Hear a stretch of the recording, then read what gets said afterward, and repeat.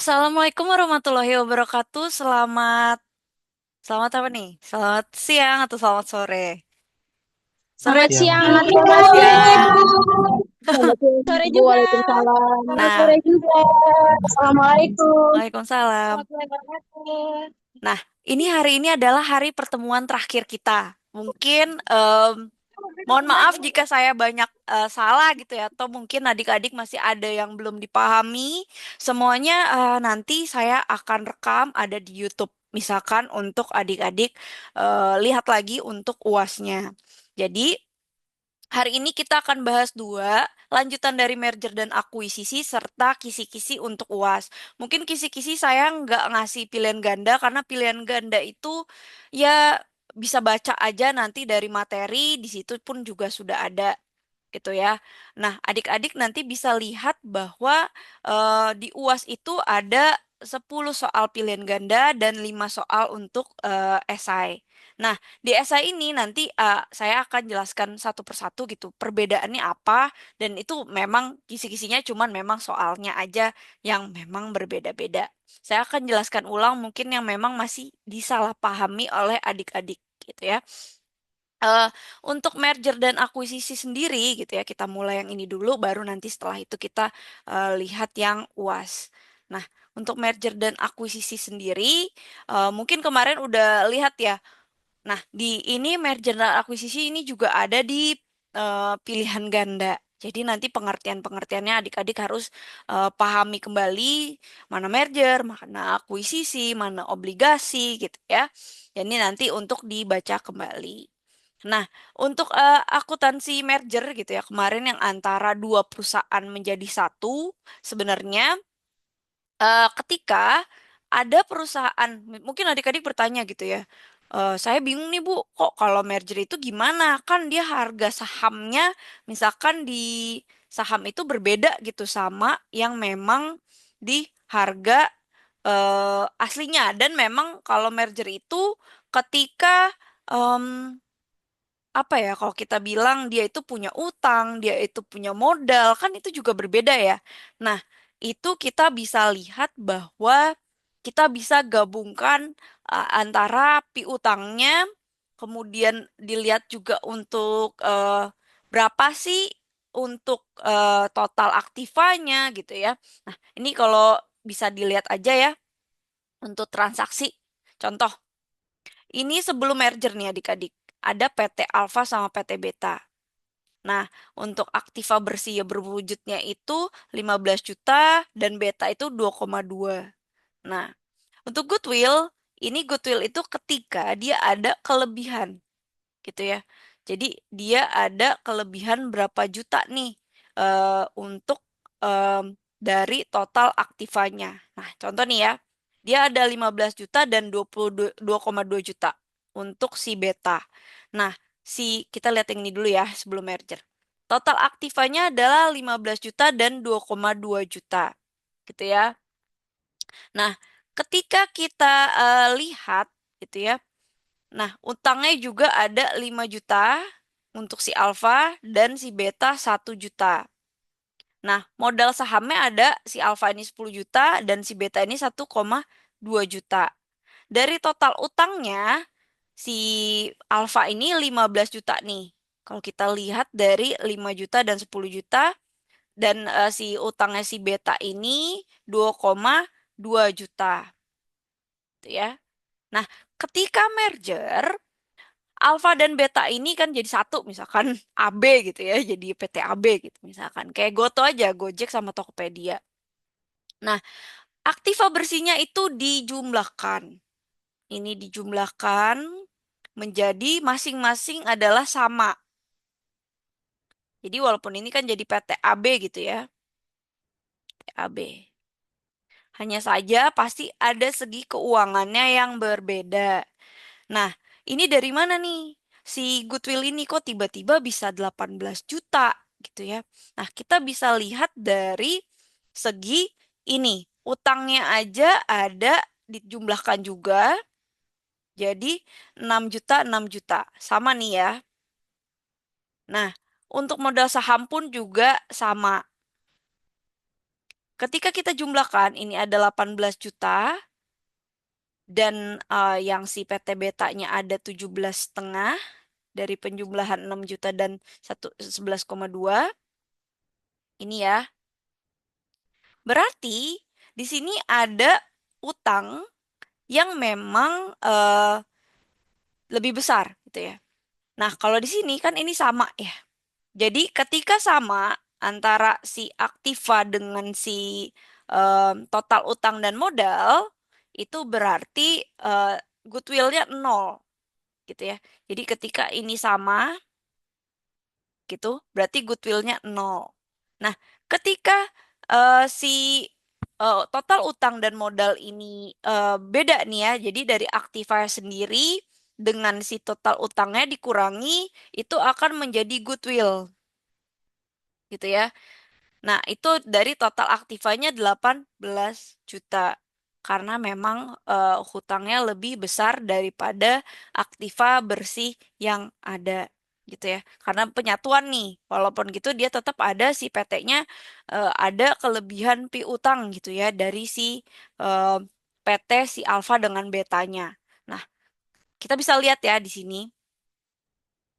Jika diperlakukan sebagai transaksi pembelian, karena saham beta bernilai 1,2 juta di BII dengan harga 2 juta gitu ya, maka si si alfanya ini ada goodwill dari 2 juta dikurang 1,2 itu. Jadi misalkan kita bisa lihat nih ya, ini kan ada satu. Ada apa? Belinda, kenapa? Oke, ini kita bisa lihat ya. Alfa merger dengan perusahaan Beta dengan cara membeli saham Beta senilai 2 juta, gitu ya. Jadi Alfa nih beli si Beta nih, gitu ya. Si Beta ini mempunyai utang 1 juta dan modal saham 1,2. Sedangkan perusahaan si Alfa mempunyai modal saham itu 10 juta dan utang 5 juta sebelum dilakukan merger, gitu ya. Ini kayaknya modal saham itu 15 gitu ya. Nah, jika dilakukan transaksi pembelian, nah beta misalkan bernilai 1,2 nih ya untuk si modal sahamnya. Nah, si saham si beta kita beli, itu kan kita beli beta itu 2 juta ya. Nah, berarti 2 juta dikurang 1,2. Bisa gitu juga. Jadi, ketika kita membeli suatu saham, misalkan contoh ya, saham digoreng, apa ya? Ya, kalau kita terdekat dari kita, Goto aja deh. Misalkan saya nggak tahu antara Tokopedia yang akuisisi Gojek atau Gojek yang akuisisi Tokopedia. Atau juga si Tokopedia diakuisisi sama TikTok, gitu ya. TikTok.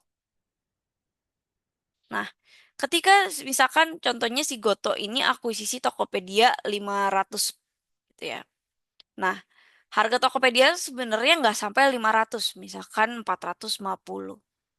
Berarti kita ada goodwill-nya 50, gitu. Tapi bisa juga dilihat dari si modal sahamnya itu ya. Karena ini dia 10 juta, dia mau beli 2 juta gitu si sahamnya ini, mau nggak mau eh, dijadikan 12 juta. Karena memang harga sahamnya jadi 12 juta. Karena tadinya cuma 10 juta, dia beli lagi saham yang lain, jadi harganya 12. Jadi ketika adik-adik membeli saham gitu ya, ini misalkan gini, ini dia beli 10 tadi saham harga 10 juta, dia beli lagi si saham beta 2 juta.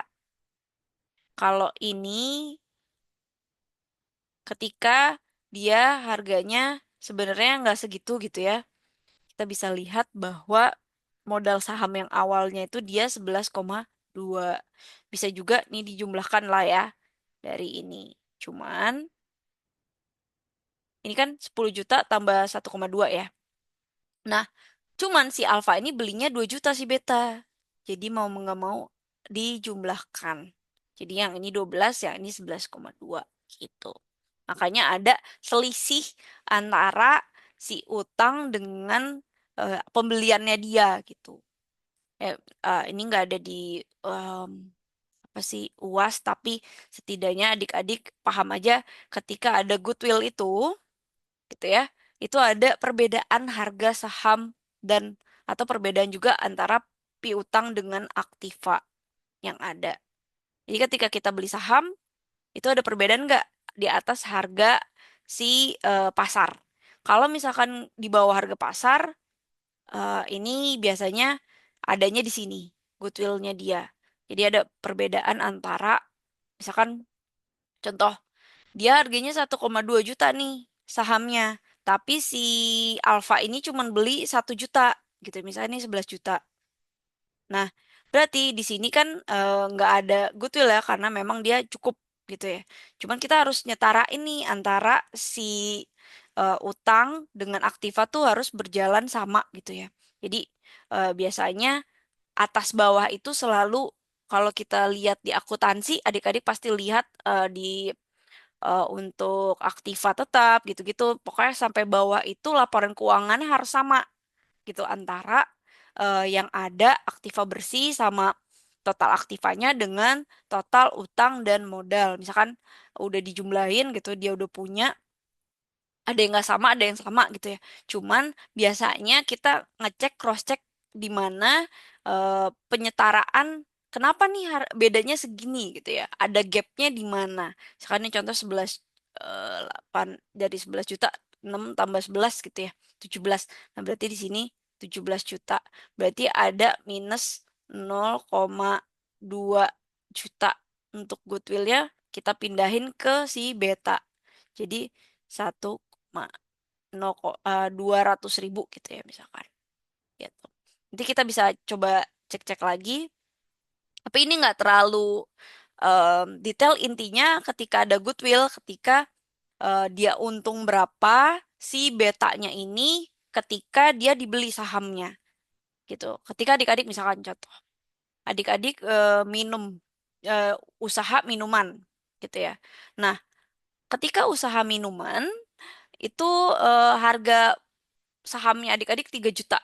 Nah, saya mau beli nih. Ya udah deh, saya beli aja deh usaha minuman kamu 4 4 juta ya. Nah, berarti kamu ada goodwill di situ, ada keuntungan. Goodwill itu keuntungan dari si pemilik saham. Itu 1 juta.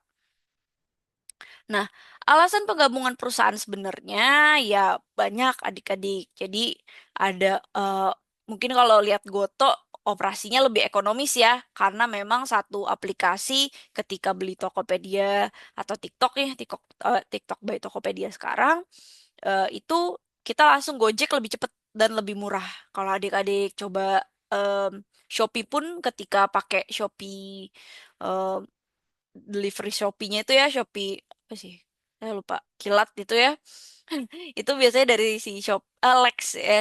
Kalau Lazada dari Lex juga, Lazada Express, kalau itu Shopee Express gitu ya. Itu mencapai operasi yang ekonomis dan juga ada pertumbuhan di situ. Jadi ada sinkronasi untuk membantu di mana supply chain berjalan serta ada diversifikasi. Biasanya contohnya tuh yang kemarin saya cerita, em, adik-adik nggak kebayang bahwa sebenarnya si Toyota itu atau si Astra ini gitu ya, kalau PT-nya Astra itu dia punya berbagai mobil, BMW dia pegang, Toyota dia pegang, terus Lexus dia pegang dan Daihatsu karena mereka ada diversifikasi.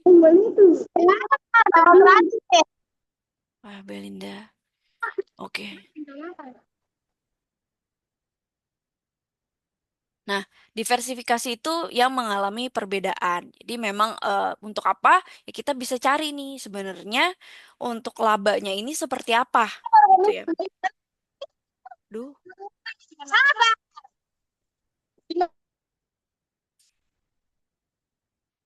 saya ini dulu ya. Oke. Nah, biasanya ada menentukan manfaat dan biaya merger adik-adik. Jadi misalkan contohnya ada sebuah perusahaan yang dominan gitu ya, akan merger dengan perusahaan si Jaya, namanya dominan dengan Jaya. Dengan pertimbangan apakah ada ekonomi ada manfaat gitu ya, ekonomi secara positif pada merger ini gitu ya, atau penggabungan antara dua perusahaan ini.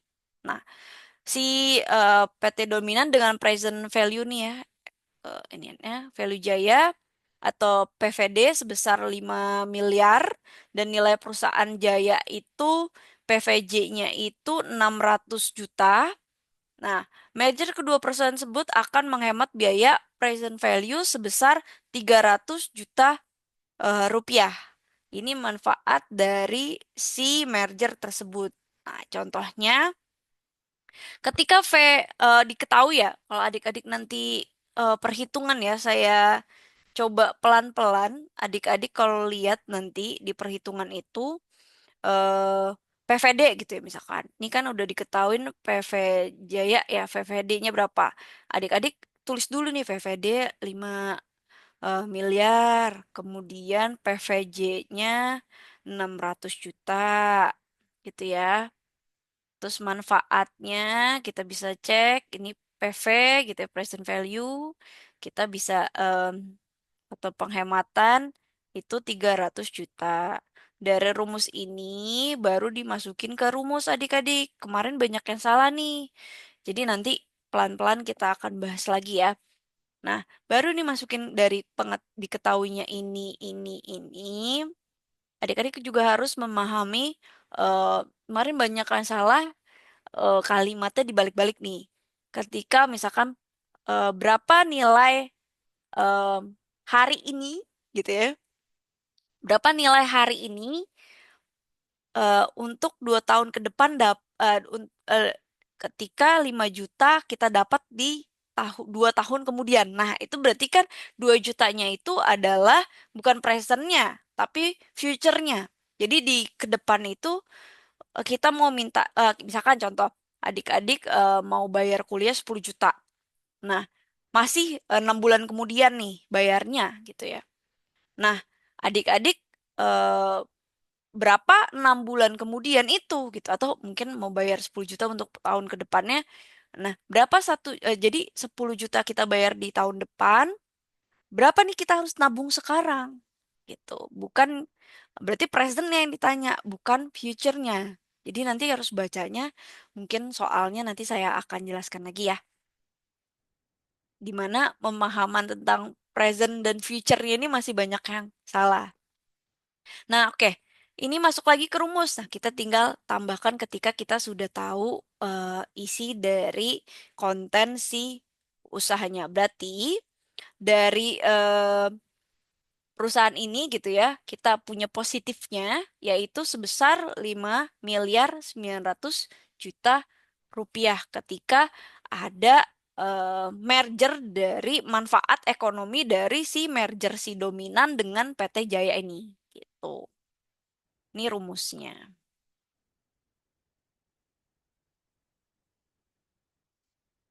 Nah, untuk contoh biaya merger, saya udah rekam kan ya? Oke. Contoh biaya dari merger ini, pembelian secara tunai atau kas, atau juga kalau kita bilang cash ya, tapi biasanya kalau di Indonesia ini kas gitu ya. Dan ada pembelian dibayar dengan saham gitu. Jadi yang tadi saya bilang, kita bisa bayar dengan kas atau kita bisa bayar dengan saham. Contoh ya, kemarin ada perusahaan yang bangkrut, dia nggak bisa bayar karyawan, tapi dia sebenarnya ada perusahaan terbuka, dia punya dengan saham masih ada. Nah, caranya untuk membayar pem-PHK-an karyawan ini dengan oke kita bayar kamu dengan saham ya, nanti kamu masukin aja gitu.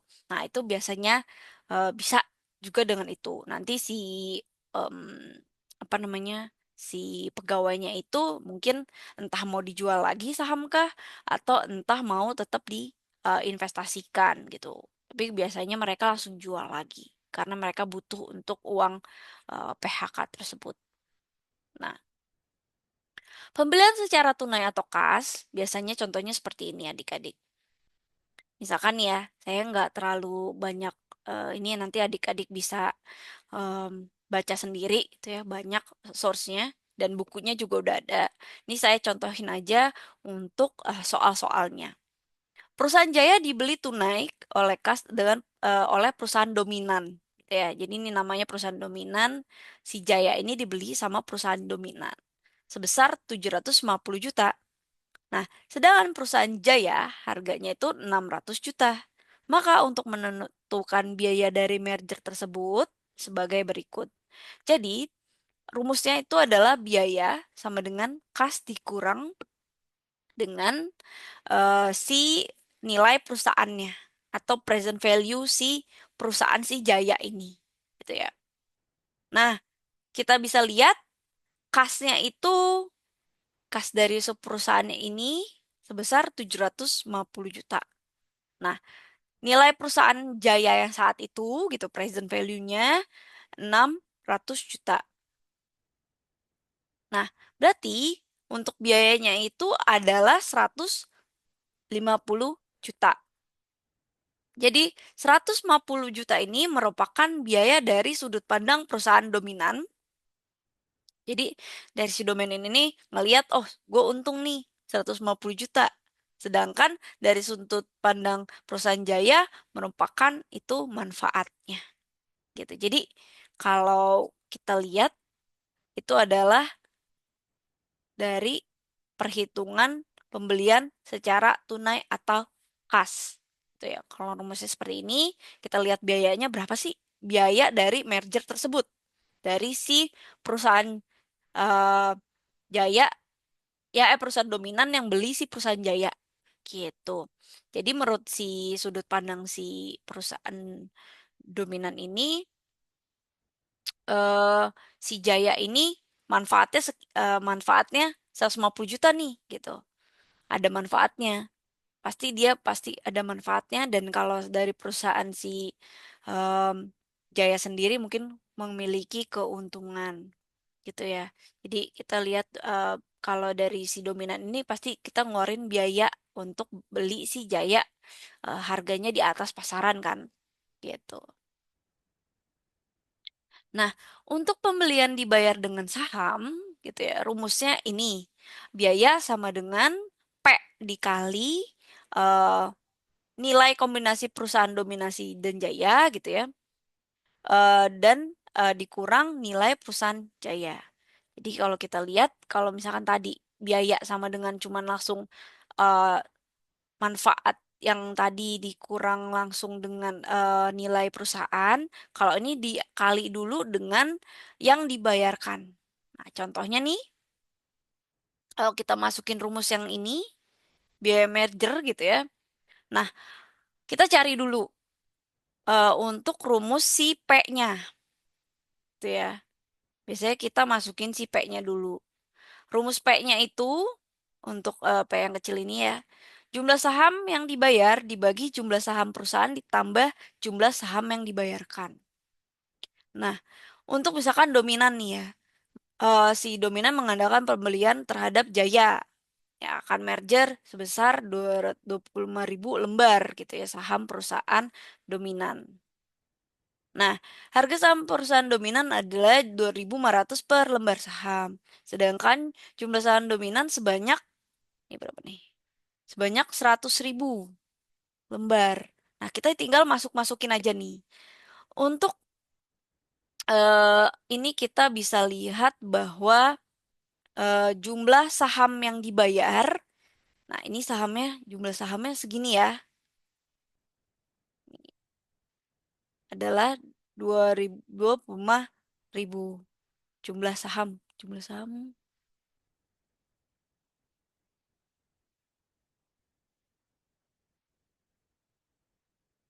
jumlah saham yang dibayar ketika itu membayar 25.000 lembar saham. Jadi jumlah saham yang dibayar. Nah, untuk si jumlah saham perusahaan ini adalah 100.000 lembar. Jadi kita tinggal masukin aja. Ditambah jumlah saham yang dibayarkan. Gitu ya. Ini bayarkan, terus kemudian harga saham yang dominannya, ini kalau ini jumlah saham yang dibayarkan sama ya. Jadi jumlah saham yang dibagi. Nah, di 25.000. Nah, jadi 25.000 dibagi 125.000 sama dengan 0,20. Nah, ketika itu, kan kita masukin ke rumusnya untuk P dikali PVDJ dikurang PVJ. Nah, untuk itu kita bisa lihat untuk PV per dominannya 100.000 dikali 2.500. Jadi 250 juta. Untuk PV per jayanya kita lihat adalah nilai perusahaan jayanya itu adalah 30. Keluar lagi. Oke, bisa lihat untuk itu adalah 30 juta. Nah, ini kan kita lihat ya nilai. Nah, manfaatnya kita bisa lihat melakukan keuntungan manfaat itu sebesar 10 juta.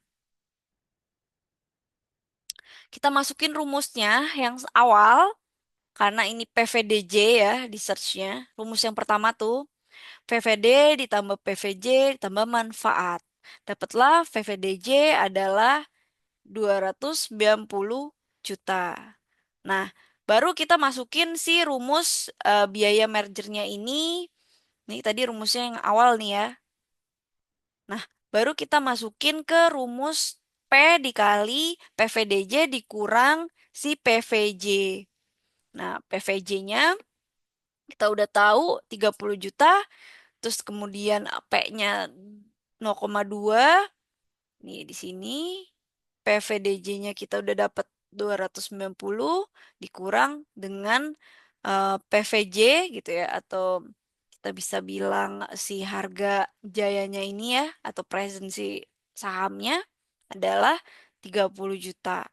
Nah, berarti dari perkalian terus dikurang gitu ya, kali dulu baru pengurangan. Itu banyak yang salah nih adik-adik kemarin. Jadi dipangkat dulu terus baru harusnya kan dikurangin dulu nih di dalam lingkaran baru dipangkat, baru nanti ditambah atau eh, jadi kita yang utamanya di dalam kurung itu ya kita kerjain yang di dalam kurung. Tapi ketika ada perkalian di situ ya berarti kali dulu baru di. Nah, ini ada totalnya untuk biaya merger sementaranya adalah 28 juta. Nah, ini banyak teori ya sebenarnya bisa dibaca. Cuman kita lihat inti-intinya aja untuk integrasi sistem akuntansi manajemen setelah diadakannya akuisisi, jadi merger atau akuisisi itu ada dampak gitu ya.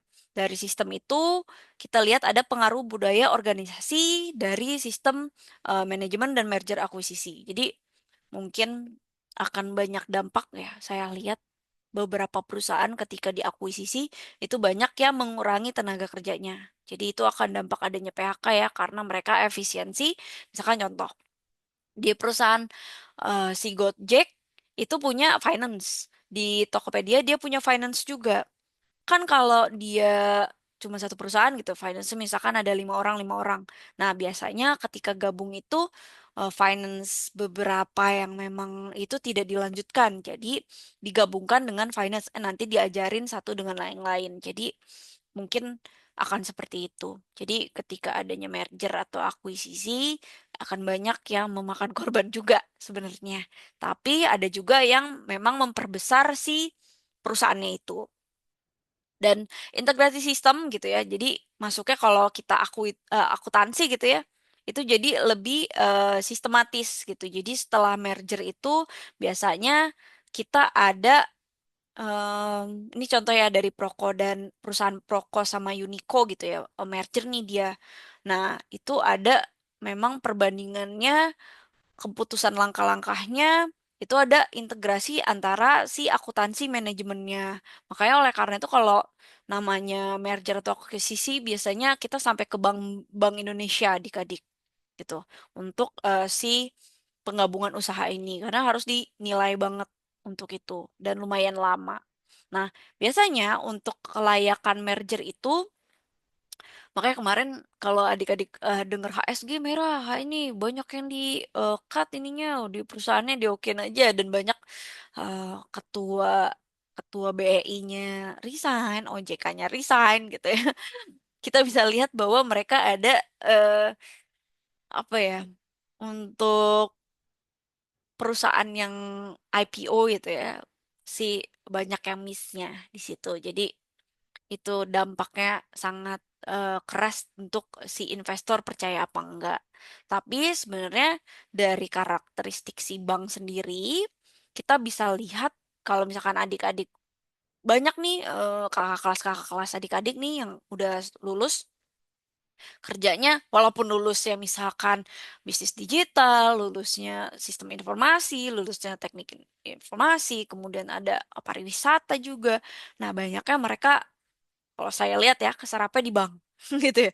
Jadi walaupun ini mungkin adik-adik masih oh, saya maunya kerjanya di sini karena saya passionnya ini gitu ya. Tapi mungkin one day adik-adik bisa lihat memang mereka terserapnya ternyata ke bank gitu ya. Kita bisa lihat juga kalau misalkan di bank itu kita kalau ada kejadian begini ya di adik one day itu masuk ke dalam suatu bank gitu ya. Kita bisa lihat dari sejarah masa lalu si perusahaan ini, kepemilikan dan manajemennya. Bagus nggak sih? Gitu ya. Kemudian keadaan neracanya serta neraca keuangannya ya pastinya, dan track record dari si pertumbuhan operasionalnya. Kalau adik-adik lihat ya, saya lihat beberapa keuangan dia makin turun. Misalkan contoh kemarin kalau kita lihat, ada beberapa perusahaan ya kemarin, Unilever gitu ya. Terus kemudian kemarin Utama Karya, terus kemarin lagi saya kasih yang remedial itu, lupa deh. Itu perusahaan apa ya? Terus dimasukin lagi tuh, itu sebenarnya kalau lihat cash flow-nya dari tahun ke tahun tuh turun. Nah, itu sebenarnya kita lihat rugi labanya itu turun itu, wah, kita ada tanda petik nih. Nah, ada potensi yang memang apakah ini perusahaan baik untuk kedepannya atau memang ada halangan untuk masuk pasar-pasar atau gimana gitu ya. Itu bisa kita tanda kutip ketika kita mau investasi ya, kalau sebagai kita yang individual. Tapi kalau misalkan sebagai bank harus ngecek semuanya ketika ada uji kelayakan si merger ini. Nah, pertimbangan non finansialnya ya banyak adik-adik. Jadi ada kesulitan pasca merger gitu ya. Ya tadi nih kesulitan keuangan. Ya biasanya memang banyak PHK ya. Kalau adik-adik lihat kemarin sebelum Gojek sama Tokopedia itu merger, itu banyak PHK. Baca aja di berita gitu ya. Makanya oleh karena itu, kalau lihat bank-bank juga ya, BUMN punyanya BSI kalau nggak salah, kalau adik-adik tahu Bank Syariah Indonesia, itu kan dari Bank Mandiri Syariah, dari BNI Syariah, digabung tuh jadi satu, banyak banget adik-adik yang di PHK gitu. Jadi untuk mereka tuh hanya mempertahankan karyawan terbaik dari bank yang diakuisisinya.